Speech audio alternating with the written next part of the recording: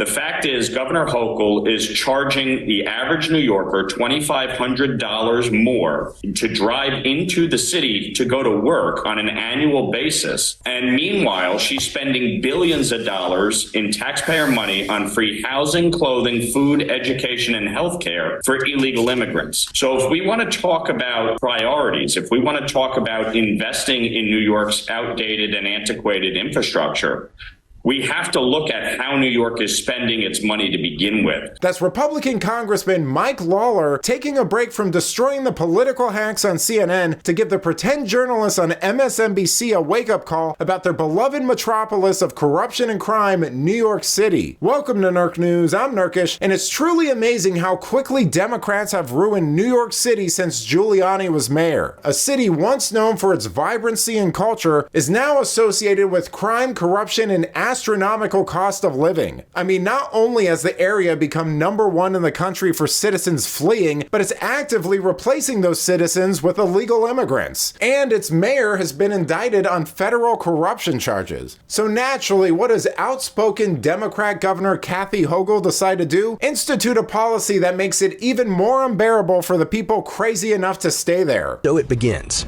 New York City will be the first city in America to charge Americans just to go to work in the morning. Very first state in the nation, the very first city in America to have a congestion pricing plan. Americans will have to pay around $23 per day. Well, that sounds pretty reasonable for a city where auto theft is up 163% in the last 4 years and felony assaults have doubled. If you don't believe me, watch as the DNC operatives at MSNBC try to soft pedal all of this and get completely demolished by Lawler in the process. It's split a lot of New Yorkers. I do wonder, though, as you drive around New York and you look at it, seems like everything was built during the Depression, right? It seems like so much of the infrastructure there is 70, 80, 90, 100 years old and needs updating, needs renovating. If not congestion pricing, then what do New Yorkers do? What do we all do to keep that infrastructure up to date? Well, first, New York got $100 billion from the bipartisan infrastructure bill. And the state, frankly, has done a horrible job of releasing those funds for infrastructure improvements, not just in New York City, but across the state. Secondarily, the MTA, which is the worst run authority in America, and as I fundamentally believe needs an enema.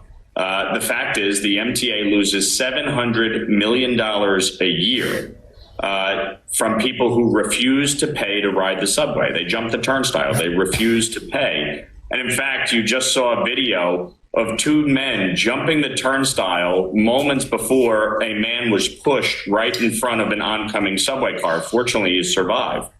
But the fact is, it encapsulates exactly what the problem is in New York and in the subway system. Crime is up on the subways. Murders are up over 60% on the subways. We saw a woman be burned alive. People do not feel safe to ride the subway system, which is part of the reason why revenue is down for the MTA. You know, it's a little amusing that Joe Scarborough is saying "we" here as if he still lives or works in New York City, when the fact of the matter is him and Mika don't work out of Studio 3A in Rockefeller Center anymore. Because surprise, surprise, they've been quietly recording from a remote studio in Florida where they live, because even they aren't crazy enough to live in a city run by corrupt Democrat lunatics. But let's be clear, this is a scam, congestion pricing. It has nothing to do with reducing congestion. It has nothing to do with the environment. It has everything to do with the MTA raising $1 billion in revenue so that it can borrow $15 billion